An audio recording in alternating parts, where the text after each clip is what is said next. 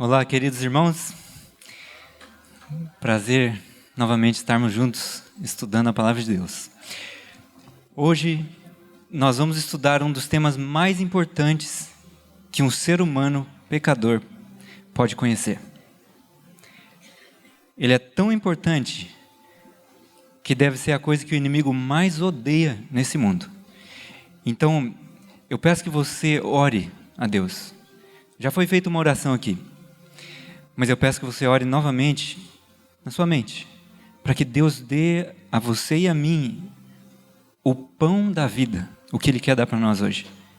As palavras não podem ser nossas, nem o ouvir pode ser nosso.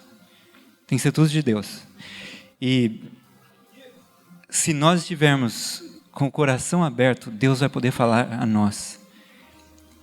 Eu vou orar mais uma vez. Eu peço que vocês fechem os olhos também. E que o Senhor possa se manifestar entre nós e nos dar o manto de justiça de Cristo. Vamos orar. Querido Senhor, mais uma vez nos colocamos diante de Ti, pedindo que o Senhor fale a nós, que o Senhor nos dê a mente de Cristo, a compreensão que precisamos, que o Senhor nos tire do torpor espiritual e nos faça despertar para a vida, para a salvação. Quebra o poder do maligno que possa nos atrapalhar disso. Dá-nos o Teu Santo Espírito e fala a nós, em nome de Jesus. Amém. Irmãos, essa palestra, ela dura mais do que só um momento, um seminário. Só que para esse tema, nós só temos um seminário. Então eu vou ter que ir um pouco mais rápido. Tente não se distrair. Porque a linha de raciocínio vai levar até onde precisa no fim. Se você não seguir a linha de raciocínio no começo, não vai ficar tão claro o fim. Tá bom? Então, vamos lá. A justiça de Cristo. O convite que deve ser dado é: vinde, pois tudo já está preparado, tudo está pronto. É esse o convite que deve ser dado.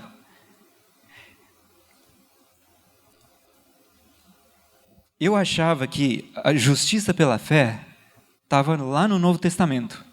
Eu me surpreendi de ver que em Jeremias ela aparece tão claramente assim. Olha como diz ali: eis que vem dias, diz o Senhor, em que levantarei a Davi um renovo justo, e rei que é, agirá sabiamente e executará o juízo e a justiça na terra. Nos seus dias Judá será salvo, e Israel habitará seguro. Será este o seu nome com que será chamado: o Senhor, justiça nossa. Irmãos, Ele é a sua justiça hoje? Você tem essa certeza, essa convicção? Cristo é a minha justiça, é Ele que me cobre, e eu não tenho nada da desgraça da justiça própria? Se você tiver essa certeza hoje, você é bem-aventurado.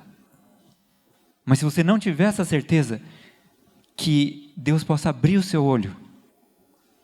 Os nossos olhos, todos nós temos justiça própria. Todos nós temos trapos de imundícia. Do mais alto ao mais baixo. E o único modo que nós podemos nos livrar dessa desgraça, porque é uma desgraça na nossa vida, é tendo colírio. Que Apocalipse fala, Apocalipse 3. O colírio, a irmã te diz, é o discernimento espiritual para você perceber o que é a justiça própria e o que é a justiça de Cristo. Isso é o colírio. O único jeito de eu enxergar a minha justiça própria é tendo colírio. É o Espírito Santo iluminando a mim, para eu ver, até nisso o meu eu está mesclado. Até nisso eu estou exaltando o meu eu. Aí eu vou querer fugir disso e correr para Cristo. Exatamente no mesmo papel do publicano. Se eu e você entramos aqui com esse sentimento do publicano, batendo no peito, dizendo: ó Deus, tem misericórdia de mim, pecador, nós estamos no caminho certo. Mas se a gente entrou aqui como fariseu, ó Senhor, graças porque eu não sou como os outros. Jejuo tantas vezes por semana, dou o dízimo, faço até outras coisas, todas boas, mas se eu estou com esse sentimento, infelizmente, não fui justificado. Quem é justificado é o que vai como o publicano e clama a Deus por misericórdia. O que é a fé de Jesus? É um tema que não é muito compreendido. A irmã White diz assim: nós temos pregado os mandamentos de Deus, mas não temos compreendido a fé de Jesus. A fé de Jesus precisa ser estudada. A gente não vai estudar muito sobre isso hoje. Vamos só dar uma pequena pincelada. Mas Apocalipse 14:12 diz: aqui está a perseverança dos santos, os que guardam, não guardam só os mandamentos de Deus, mas a fé de Jesus também. Eles mantêm isso, eles defendem isso. Os que guardam os mandamentos de Deus e a fé de Jesus. E Judas diz: amados, procurando eu escrever-vos com toda diligência acerca da comum salvação, ou seja, da salvação de todos, que todos podem ter acesso. Eu tive por necessidade escrever-vos e exortar-vos a fazer uma coisa. O que era essa coisa? Lutar, batalhar. Pelo que eu vou lutar? Pela fé? Mas por que batalhar pela fé? O que tem para defender essa fé que foi dada aos santos? O que aconteceu com ela? Ah, irmãos, tem um inimigo e ele não quer que essa verdade seja claramente apresentada. O inimigo das almas tentou enterrar a verdadeira fé que foi dada aos santos. Por meio do seu agente, por 1260 anos, ele perseguiu, matou, destruiu, torturou, queimou os que defendiam a verdadeira fé. De modo que a fé que Cristo tinha apresentado para nós quase desapareceu. Como foi então que ela chegou até nós no dia de hoje? Deus mandou pregadores de justiça. Lutero foi um grande pregador de justiça, mas ele não foi o único. O protestantismo deve ir até o fim, até o fechamento da porta da graça. O protestantismo não pode parar. O papado diz: o protestantismo acabou. E de certo modo, para a maioria das igrejas isso é verdade, eles deixaram de protestar. Mas o protestantismo não acabou. Ainda há pessoas que vão levar essa bandeira até o fim.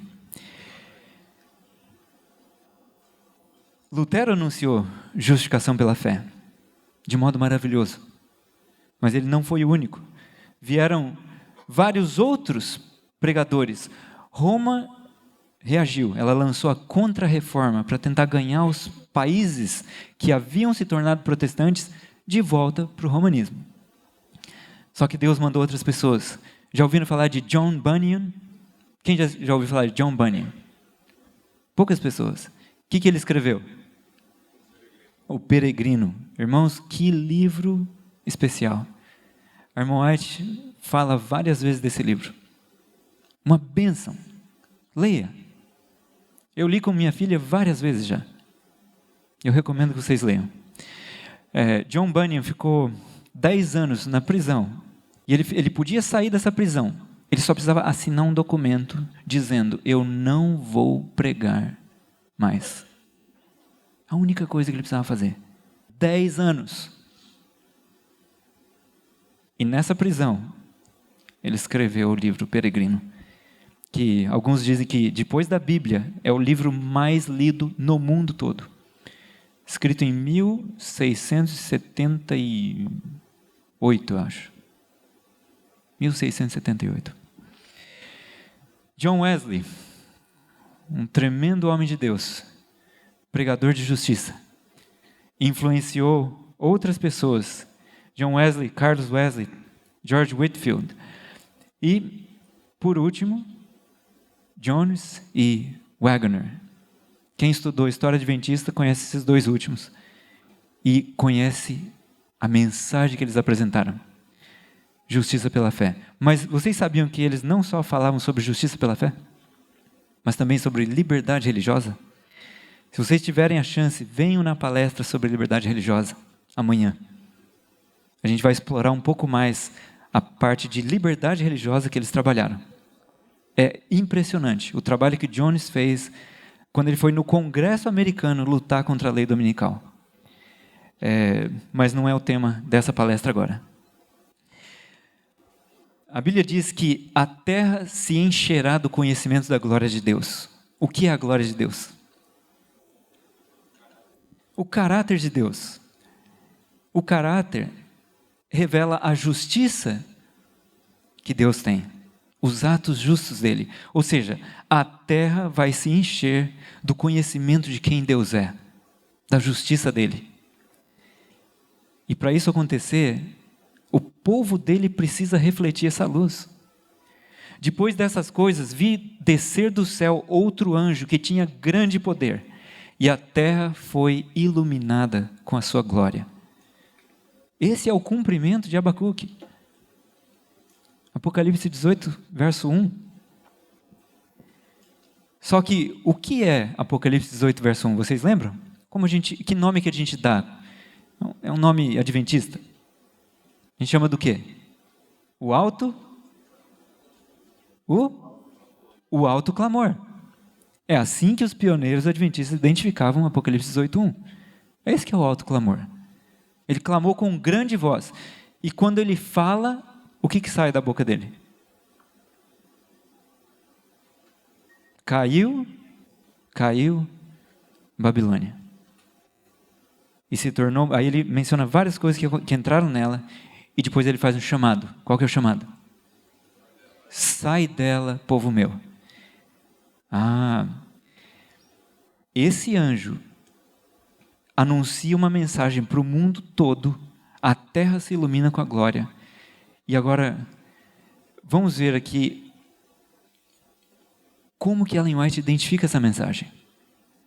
Veja bem o ano, 1886. Deus está suscitando um povo para proclamar o alto clamor da mensagem do terceiro anjo. O alto clamor em breve será ouvido. Isso está dizendo que estava no passado, no presente ou no futuro? Futuro, certo? Que ano? 1886. O alto clamor em breve será ouvido e a terra será iluminada com a glória de Deus. Pula para 92. Quantos anos depois? 6 anos depois. O tempo de prova está bem diante de nós, pois o alto clamor do terceiro anjo já começou na revelação da justiça de Cristo, o Redentor que perdoa os pecados. Este é o início da luz daquele anjo, cuja glória há de encher toda a terra. Passado, presente ou futuro, nesse trecho aqui? Já começou. Quando começou? Passado. Se fosse presente, ela ia dizer o quê? Está começando, certo? Começa agora. Mas quando ela fala já começou, que tempo verbal é esse? Passado. Então, se em 86 estava no futuro o alto clamor, em 92 ela falou, opa, já começou. Que ano que a gente chega? Veja bem como que ela diz aqui, ó. Quando que ele começou? Na revelação da... O que está escrito ali? Na revelação da justiça de Cristo. Irmãos, quando começou a revelação da justiça de Cristo? Em Minneapolis, em 1888. E é essa mensagem que vai mudar o meu coração e o seu coração. Tem gente, e infelizmente eu já ouvi isso, deixa muito triste, que diz assim, essa era a mensagem de fulano, de ciclano, de Jones, de Wagner. Irmãos, não é verdade. Deus pode usar uma pedra, se Ele quiser. Ele pode usar qualquer pessoa que Ele quiser. Ele usou um animal uma vez para falar. Ou seja, não é a mensagem de fulano ou ciclano. É a mensagem de Deus. E se você ler essa mensagem, você vai ser impactado. Mateus, traz para mim, por favor, os livros. Eu vou mostrar para vocês 2 livros que vão ajudar muito na compreensão dessa mensagem, tá? Então, rapidamente, em 1888, Jones fez várias palestras sobre justificação pela fé na Conferência Geral. Eles não escreviam palavra por palavra do que era falado, dos sermões que eram falados, até 88. No ano seguinte, 1889, eles começaram a escrever palavra por palavra do que era falado, na Conferência Geral. Em 1893, Jones vai e prega uma outra série sobre justificação pela fé. Um dos delegados que estava presente tanto em 1888 quanto em 1893, dos delegados que foram enviados para a Conferência Geral, disse assim, que o que Jones pregou em 93 era muito semelhante ao que ele pregou em 88. Nós não temos o registro, palavra por palavra, do que ele falou em 88, mas nós temos o registro, palavra por palavra, do que ele falou em 93. E é esse livro aqui, A Mensagem do Terceiro Anjo, 1893. Olha o que o irmão White tem a dizer sobre essa série. Ela diz aqui: tenho sido instruída a usar aqueles seus discursos impressos no Boletim da Conferência Geral de 93 e 97, os quais contêm fortes argumentos acerca da legitimidade dos testemunhos e que respaldam o dom de profecia entre nós. Quem que instruiu ela? Ela diz, eu tenho sido instruída. Quem que instruiu a irmã White? É um irmão da igreja? O marido dela? O filho? É Deus. Tenho sido instruída a usar esses discursos.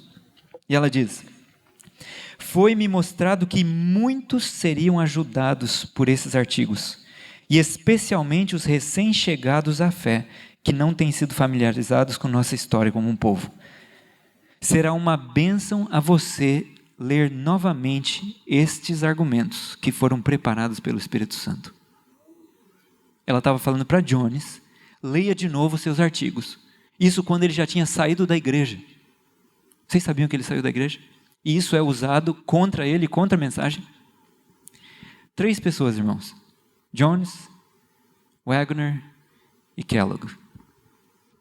3 que Deus estava usando poderosamente, 3 que o inimigo derrubou e falou assim, ó, viu? Eles caíram, é porque a mensagem era ruim, então deixa quieto a mensagem. E até hoje tem gente que tem preconceito. Eu, por exemplo, eu não queria nem pegar os materiais de quem eu acho que era apóstata. E você pode sentir a mesma coisa. Mas se fosse assim, a gente não podia aceitar a profecia de Balaão, que diz, uma estrela procederá de Jacó. Lembra? Que os magos do Oriente vieram seguindo a estrela? Balaão se apostatou. Então a gente não podia aceitar essa profecia, porque ele se apostatou. E quantos outros não deram uma mensagem de Deus e depois se apostataram? O inimigo atacou esses homens, assim como ele ataca grandes líderes. Não quer dizer que a mensagem não é verdadeira. Então, eu peço que vocês considerem, irmãos, a mensagem.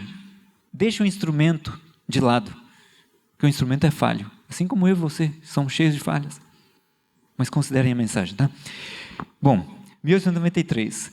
Esse outro livro, Estudo sobre a Fé, é maravilhoso também. E aqui eu aprendi quão simples é ter fé. Querem um trecho inspirado? Diz assim, ó, fé é um assunto muito simples, é confiança em Deus. Quando você quiser saber, eu tenho fé em Deus, pensa, eu tenho confiança em Deus, eu confio no que Ele vai fazer? Eu estou passando por uma situação difícil, parece que nada está dando certo. Eu confio nele? Se você confiar nele, que Ele está guiando, e que mesmo que as trevas estejam ao redor, Ele não te abandonou, você tem fé. Fé é simples, é confiança nele. Às vezes a gente cria uma teologia tão elaborada que fica difícil de entender, não é mais simples. É complicado. E Jesus não veio com palavras elaboradas, difíceis de entender. A irmã diz assim, quando Jesus falava, os seus ouvintes não precisavam consultar o dicionário. Ele não tentava se mostrar com palavras difíceis. Era simples. O evangelho foi dado aos pobres, aos simples. E o povo comum o ouvia alegremente. Isso que é o evangelho de Cristo. É para aqueles que são puros, humildes de coração. Bom, tendo feito a introdução, vamos agora para o tema mesmo. Justiça pela fé, comparando justiça pela fé e justiça pelas obras. Nesse livro, vai ter uma sequência que Jones apresenta sobre o credo católico e o caminho a Cristo.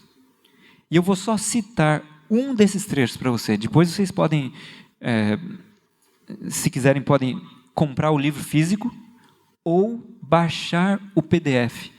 O PDF é gratuito. Você entra no site ellenwhiteaudio.org e clica em e-books pioneiros. Você pode baixar todos esses livros gratuitamente. E alguns deles estão em áudio. Só entra nesse site, você baixa esses livros, né? Então, uma das frases que diz ali é o seguinte, está falando, o ser humano tem que, de algum modo, chamar a atenção de Deus.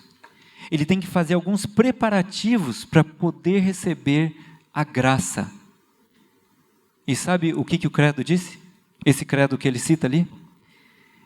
Ele tem que fazer algumas coisas para comover a Deus. Ou seja, para Deus começar a ter piedade dele e falar, tá bom, eu vou te dar a graça.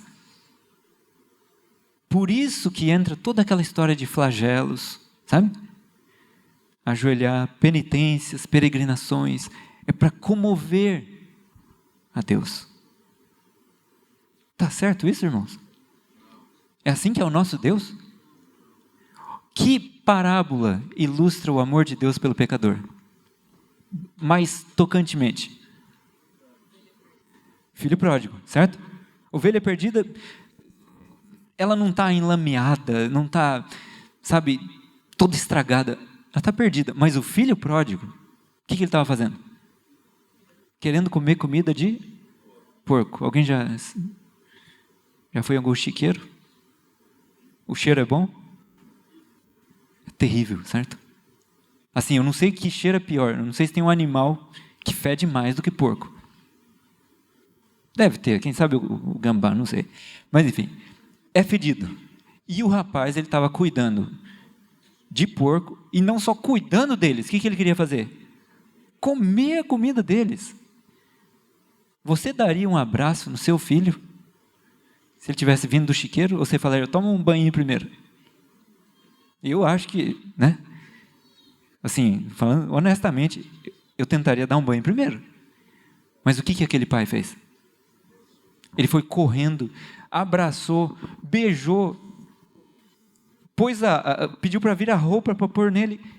Irmãos, essa parábola, tão tocante quanto é, ainda não ilustra a plenitude do amor de Deus por nós. Quando o rapaz estava lá, perdido, longe de Deus, o amor de Deus estava trazendo ele de volta, estava tocando ele. Mas para o credo, é o ser humano que tem que tentar tocar a Deus. Oh Senhor, por favor, me ouve, olha, eu estou me machucando, me flagelando, Senhor, eu estou dando esmolas, eu estou tentando chamar a sua atenção. Ai Deus, Acho que você está se esforçando. Tá bom, vou te dar alguma coisa. É o mesmo Deus? Não é o mesmo Deus, irmãos. O fundamento da ideia de justiça por obras é que algumas pessoas conseguem fazer tanto bem que elas merecem a salvação. Sabia? Agora, para aqueles que não têm tanto bem, no sistema papal, a igreja papal, ela é administradora da abundância de bens, de coisas boas, de méritos que algumas pessoas têm. Então vamos dizer que Santo Agostinho seja um que teve muito mérito. Então a igreja papal controla essa abundância. E eu e você que tivemos pouco mérito, não suficiente para ser salvos, a igreja vai falar, o mérito do Santo Agostinho é transferido para você. Se você pagar alguma coisa ou fizer alguns atos. Então agora eu posso ser salvo porque agora tem mérito. É o dele. Esse é o sistema que crê nessa transferência de méritos entre seres humanos pecadores. É assim que funciona.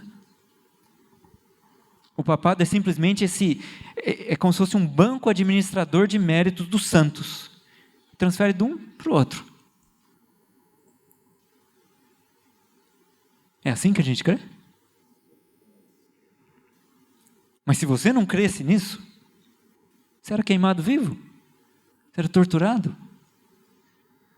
Você era aprisionado por décadas? Irmãos, devemos valorizar a liberdade que temos. Porque não foi sempre assim. Enfim, vamos seguir aqui que o tempo corre. O que pode curar a igreja?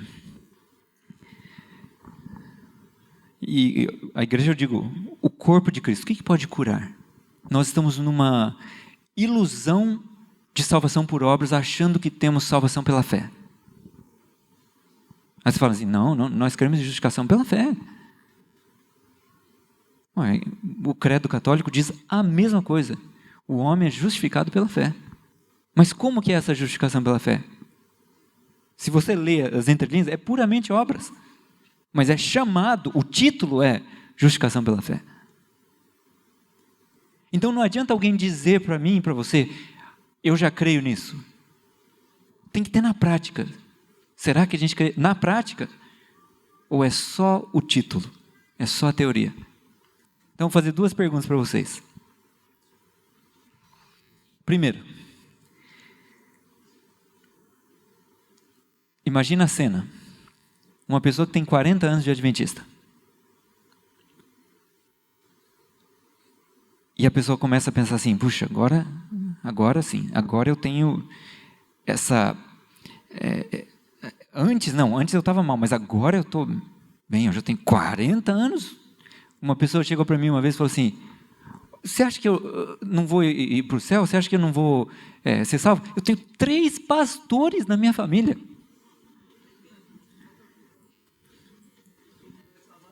Entendi. De certo, isso é garantia, né? Mas não é, irmãos. A salvação é individual, é pessoal.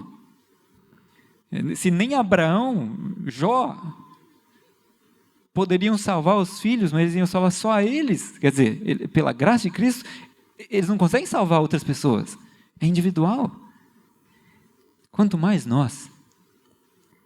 Então, temos conceitos equivocados. Outra coisa. Essa aqui pode ser um pouco mais próxima a cada um de nós, né? Vamos supor que você sabe que uma coisa é pecado, você sabe que aquilo é ruim, você já negou aquilo, mas você cai de novo naquilo, voluntariamente, você escolheu cair, hoje. O que você faz em seguida de cometer aquilo? Você cai de joelhos, meu Deus, misericórdia, eu sou um pecador, Senhor, me salva, me perdoa. Ou você pensa assim, vai ser muito cara de pau Se eu ajoelhar agora e pedir perdão, uma coisa, eu acabei de fazer isso. Então espera. Deixa eu ficar uns dias sem fazer. Daqui uma semana, eu vou para Deus e falo, Senhor, me perdoa. Eu caí naquilo, o Senhor viu. Mas Senhor, já faz 7 dias que eu não faço. Eu já estou melhor. O Senhor me perdoa? Ou não é verdade, irmãos? Não somos tentados a fazer isso?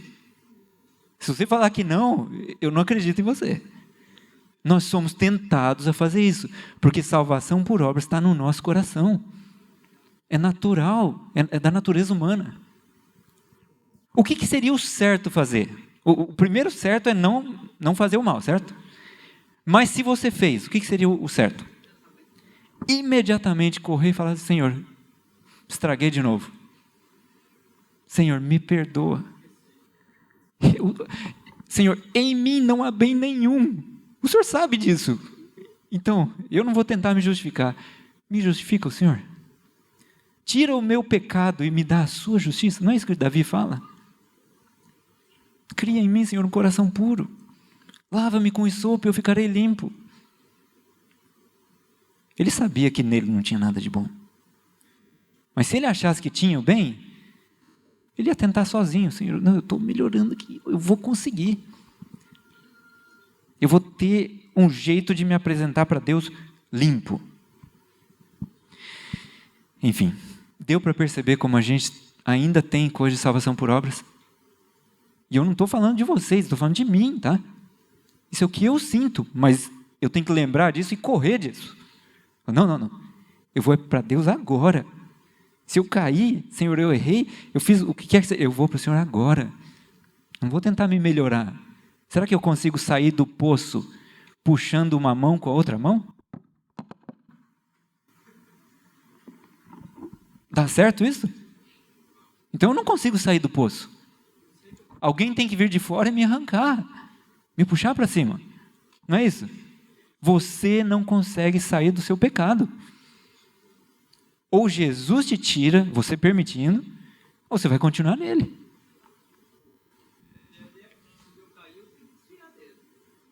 A escolha é sua, mas o fazer você não consegue. Paulo falou assim, eu sei que em mim o querer está lá, não porém realizá-lo. Eu de mim não consigo fazer. Então quem que tem que fazer? Cristo.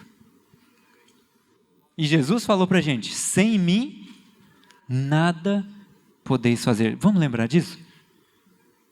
Nada podemos fazer sem Cristo, mas Ele espera que nós sejamos vencedores. Como? A resposta é que se apoderem da minha força e façam paz comigo. Nós temos que nos apoderar da força de Cristo. Cristo em nós vence o pecado. Vence aquilo lá que a gente gosta de fazer. Cristo fora de nós, a gente pode até tentar vencer. Vai ser só fachada. Só tentativa frustrada. Quantos aqui já tentaram vencer um monte de coisa e caíram de novo? Então não é uma experiência minha só. A ponto de você se desesperar e falar, Senhor, eu não consigo isso. Eu pensei que eu conseguia vencer isso. Eu não consigo. E quando a gente vai assim, humilhado para Cristo, Ele fala, deixa eu fazer por você. E Ele faz. A mensagem para Laodiceia é, estas coisas diz o Amém. A testemunha fiel e verdadeira. Irmãos, alguém já teve numa audiência de julgamento aí? Já? Esse dever civil? Tá. Aparecem testemunhas falsas? Se uma testemunha falsa der um testemunho e a pessoa não sabe que ela é falsa, o juiz vai aceitar aquela lá. O júri vai aceitar. Mas esse aqui é falso ou verdadeiro? Podemos aceitar o testemunho dele? Sim ou não? Você aceita o testemunho dele? Ele vai falar umas coisas duras. Você aceita? Ou você vai pensar assim, não, isso aí não é para mim não, é para o fulano. Não é? Irmãos, isso aqui é para mim e para você. Não deixem o inimigo fazer vocês pensarem que é para outra pessoa. E ele diz ali: estas coisas diz o Amém, a testemunha fiel e verdadeira. Conheço as tuas obras. Ele sabe. Eu e você achamos que conhecemos, mas não conhecemos. Ele conhece. Que nem és frio, nem quente. Quem dera fosses frio ou quente. Assim, porque és morno, e nem és quente nem frio, estou a ponto de vomitar-te da minha boca. Pois dizes. Agora vem um ponto que você pode falar assim, mas eu não digo isso. Quem que é a testemunha verdadeira? Quem está falando que a gente diz isso? Então a gente diz. O que a gente diz? Estou rico e... o que mais? Abastado. E não preciso de coisa alguma. E nem sabes que tu és infeliz, sim, miserável, pobre, cego e nu. Agora me diga, você consegue imaginar uma situação pior de alguém estar? Imagina uma pessoa que fosse infeliz, miserável, pobre, cega e nua e tivesse assim falado, eu sou rico. Você achar que estava bêbado, né? Estava drogado. Eu sou rico, estou muito bem, não preciso de nada. Você fala, coitado dessa pessoa. E é o que os anjos sentem. Eles falam assim, coitado desse povo. Que situação mais deplorável, porque se a gente soubesse que precisa do médico, o que a gente ia fazer? Ir para o médico. Mas quando a pessoa está assim, eu estou muito bem, não preciso de nada, vai embora, você está achando que eu estou precisando de alguma coisa. O médico não pode fazer nada. O médico quer curar a gente. Ele quer limpar a gente. Mas ele não deixa a gente assim, sem ajuda. Ele faz o que ele faz de melhor, aconselha. Vocês sabiam que ele é um maravilhoso conselheiro? Tem gente que diz assim, o que o Espírito de Profecia diz é só conselho.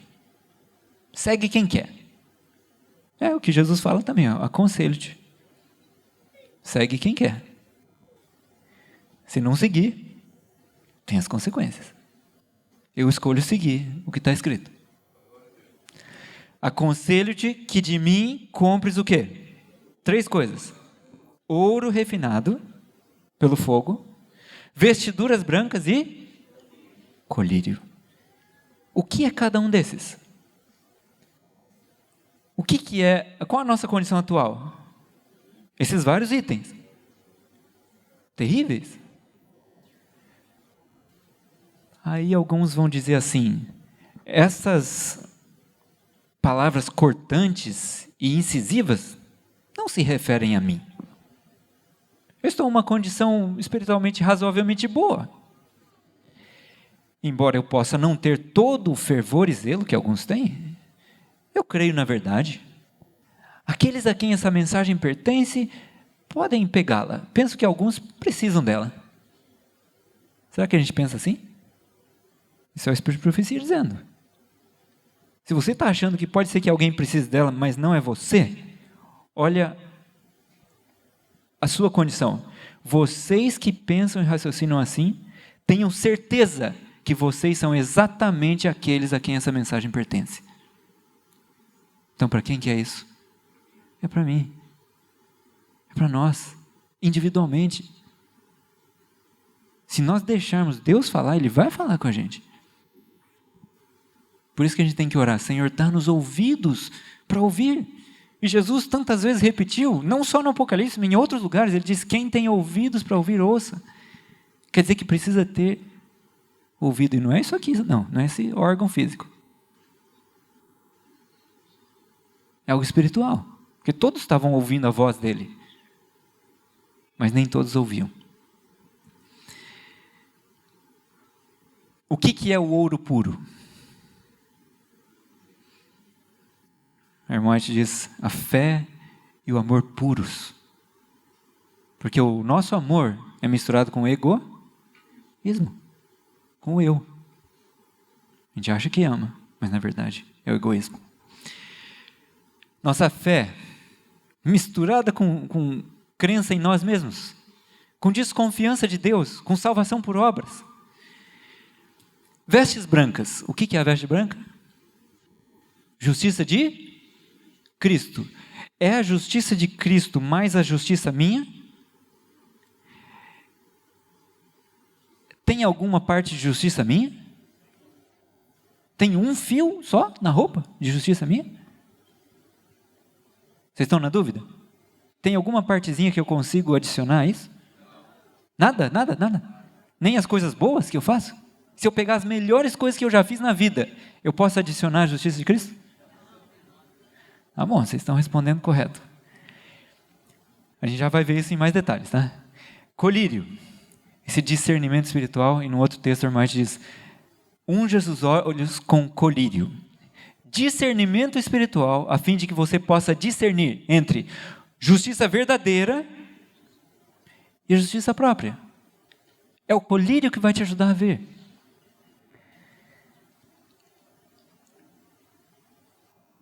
A gente vai ter que pular porque o tempo está acabando. Vamos tentar entender esse conceito agora aqui.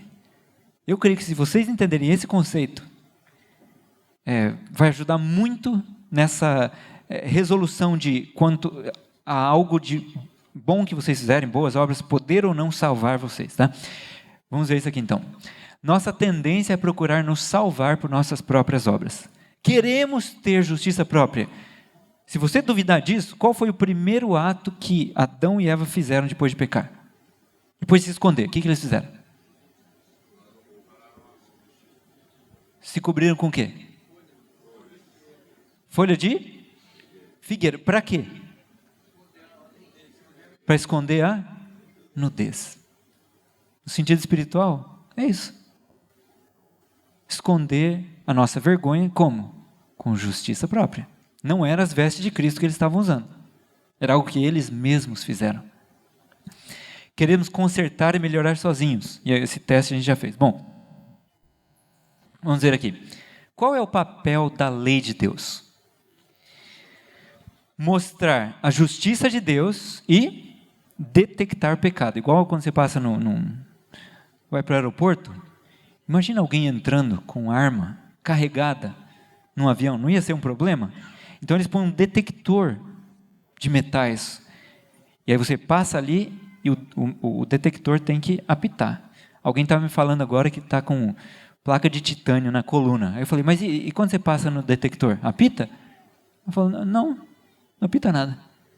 Eu falei, uau, é metal, sei lá, como é que funciona isso? Mas eu esperava que pegasse, aí eles iam falar, é por causa da placa, tá? Mas imagina um detector que funcione parcialmente. Seria perigoso ele avaliar um bandido, por exemplo? Seria, porque ele não vai detectar tudo.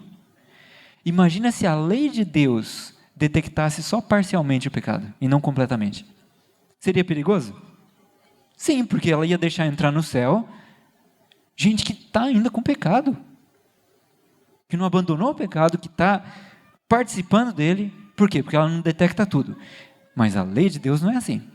Ela é completa, compreensiva, ela compreende tudo. Então ela vai detectar todo o pecado. Ao vocês olharem no grande espelho moral de Deus, sua santa lei, seu padrão de caráter, ou seja, a lei de Deus, não pensem nem por um momento que ela os pode purificar. Então a lei não me limpa?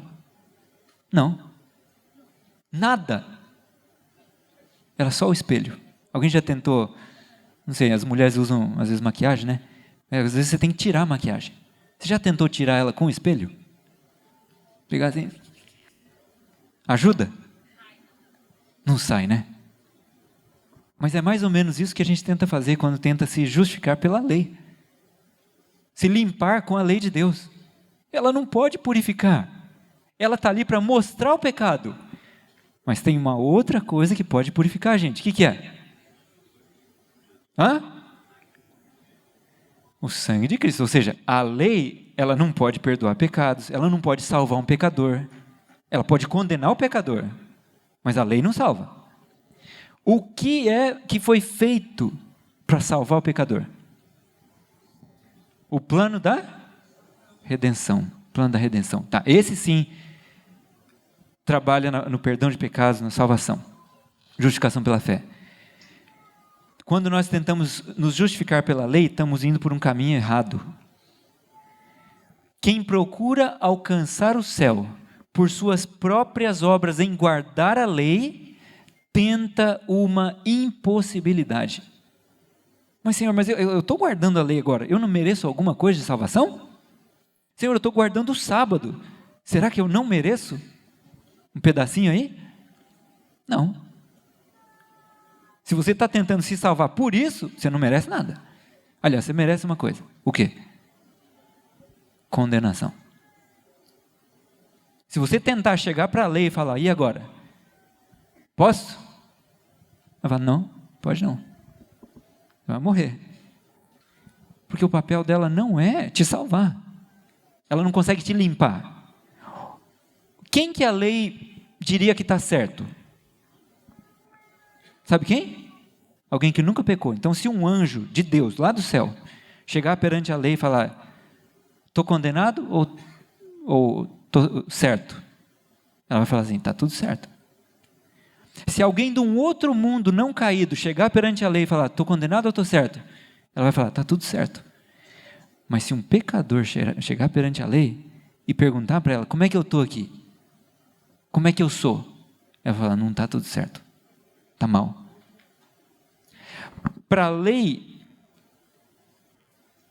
mostrar que alguém é justo diante de Deus, a pessoa tinha que ser justa e nunca ter feito um erro, desde quando era bebezinha, até a hora de morrer. Aí a lei fala, está tudo bem. Tem alguém de nós aqui que tem esse registro? Se tivesse um único registro errado, você já merecia a destruição. Adão e Eva só precisaram comer uma vez do fruto. Eles já mereciam o quê? O que Jesus falou? Se você comer, o que vai acontecer? Morte. Então, um único pecado faz você merecer morte. A partir desse momento, quando você tem um único pecado, você já não pode chegar mais para a lei e falar, e aí, mereço salvação ou não? Ela vai falar, não, você não merece, você merece morte. Não é o caminho pela lei. Estou falando para a salvação, não estou falando de guardar a lei, tá? Deus espera que nós guardemos a lei, mas não é ela que vai salvar a gente. O que vai salvar a gente então? Se você quiser liquidar sua dívida, você não pode tentar usar obras para liquidar sua dívida. Você tem uma dívida com Deus, eu tenho uma dívida com Deus. Cada pecado que a gente comete aumenta a nossa dívida. Não é por meio de obras que você consegue pagar essa dívida. A única coisa que pode pagar é isso aqui, ó. Quando o pecador, penitente, contrito diante de Deus, discerne, ou seja, percebe, ele entende a expiação de Cristo em seu favor e aceita duas coisas, ó. Ele entende o que Cristo fez e ele aceita essa expiação como sua única esperança nessa vida e na vida futura. O que acontece? Seus pecados são perdoados. Isso é a justificação pela fé. Toda pessoa crente deve submeter sua vontade inteiramente à vontade de Deus e manter-se num estado de arrependimento e contrição, exercendo fé nos méritos expiadores do Redentor e avançando de força em força, de glória em glória. Irmãos, em ambos, a lei deve ser guardada, tanto no método que você tenta salvar por ela, quanto no método da justiça de Cristo. Então a questão não é se a gente vai guardar ou não a lei, ou pelo menos achar que está guardando. A questão é, você vai tentar buscar salvação na lei ou na expiação de Cristo? Se for pela lei, condenação.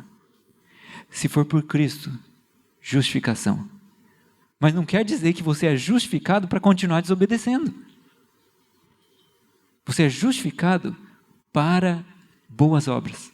Foi para isso que Deus nos fez. Criados em Cristo Jesus para o quê? Para boas obras. É isso que a Bíblia diz. O plano de Deus é que façamos boas obras, mas não vai ser essas obras que nos fazem merecer salvação nenhuma. A salvação vem unicamente pela fé. Bom, me deram mais 5 minutos. Deixa eu voltar aqui então esses dois slides.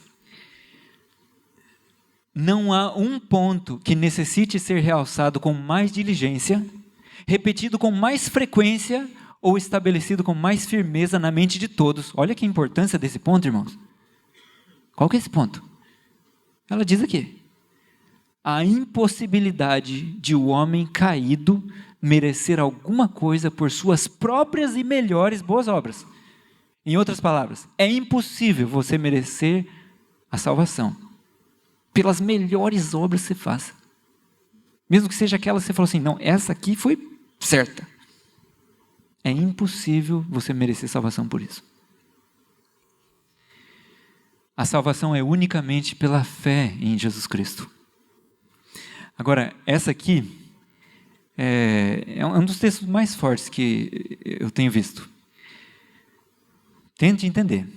Peça a Deus que ajude a entender, porque é muito forte e muito importante para a gente. Que ninguém assuma a atitude limitada e acanhada de que qualquer das obras do homem possa ajudar, no mínimo que seja, a liquidar a dívida de sua transgressão. Lembra da dívida? Qualquer das nossas obras não pode ajudar, no mínimo que seja, nem um centavo, a pagar essa dívida. Este é um engano, o quê? Fatal. Acidente fatal. Quem sobrevive do acidente fatal? Ninguém, está morto. Engano fatal, você morre. Está perdido. E qual que é esse engano fatal? Achar que qualquer das suas melhores obras possa contribuir em um pingo que seja para a sua salvação. Esse é um engano fatal. E não sou eu que estou falando. É Deus que está falando através do mensageiro dele. Se o quiserdes entender, deveis cessar de acariciar vossas ideias favoritas e de coração humilde contemplar a expiação. Este assunto é compreendido tão vagamente que milhares de milhares, afirmando ser filhos de Deus, a pessoa está dizendo, não, eu sou filho de Deus, eu estou na igreja. São, na verdade, o quê? Filhos do quê? Filhos do maligno? Estão dizendo que são filhos de Deus, mas são filhos do inimigo de Deus? Por quê? Porque confiam em suas próprias obras. Irmãos, é sério isso? É algo sério? É possível que milhares de milhares dentre nós sejamos filhos do inimigo de Deus por confiarmos nas nossas próprias obras? Sim. Tudo o que o homem pode fazer no sentido de sua salvação é aceitar o convite. Aí não é mérito seu, você está falando, tá bom, eu aceito. Você está me chamando, eu aceito. Não é um mérito seu. É o aceitar. O viver tem que ser Ele vivendo em nós. É Ele, Cristo em vós, a esperança da glória. Aí você vai andar certo. Que Cristo em você obedece à lei de Deus, como Ele obedeceu quando Ele andou nessa terra. Mas eu sozinho não obedeço nada. Tinha gente que tentou mais do que eu obedecer. Os fariseus. E eles obedeciam. Ah, mas eles tentavam. Só que Cristo não estava neles. Então não servia de nada. Aceitar o convite. Quem quiser, tome de graça da água da vida. Bom, eu vou ler um último slide e a gente vai terminar. Esse é um dos slides mais lindos, um dos textos mais lindos de Ellen White que eu já vi. Eu espero que seja uma bênção para a sua vida também. E diz ali: perdão e justificação são uma só e a mesma coisa. Então, quando você quiser entender justificação pela fé, pensa assim, ó, perdão pela fé. Perdão por confiança em Deus. Ou seja, eu sou perdoado confiando em Deus. Eu vou aceitar o perdão de Deus pela fé. Pensa nisso, tá? Então, perdão e justificação são uma só e a mesma coisa. Pela fé, o crente passa da posição de rebelde Ou seja, ele está de um lado aqui, ó, rebelde, filho do pecado e de Satanás, e aí ele sai dessa posição e ele vai para uma outra posição. Qual é a outra posição? Ele passa para a posição de um súdito leal de Cristo Jesus. Não por causa de alguma bondade inerente, ou seja, do próprio pecador, mas porque Cristo o recebe como seu filho por adoção. O pecador obtém o perdão de seus pecados, porque esses pecados são carregados por seu substituto e penhor. Agora, olha essa frase, irmãos. Grave essa frase na mente. Olha o que Jesus diz a nosso respeito quando a gente faz isso. O Senhor, ou seja, Jesus, fala a seu Pai Celestial, dizendo: este é o meu filho, ou seja, o pecador. Este é o meu filho, eu o absolvo da condenação da morte, dando-lhe minha apólice de seguro de vida, a vida eterna, porque eu tomei o seu lugar e sofri por seus pecados. Ele é mesmo meu filho amado. Assim, o homem perdoado e revestido das belas vestes da justiça de Cristo se encontra irrepreensível diante de Deus. E é nesse estado que eu e você precisamos estar, se for para a gente ser salvo. É em Cristo, justificados por Ele, não por nós. Quem deseja isso, irmãos? Quem deseja abandonar qualquer justiça própria e receber a justiça de Cristo? Amém. Vamos orar? Ajoelhem-se comigo.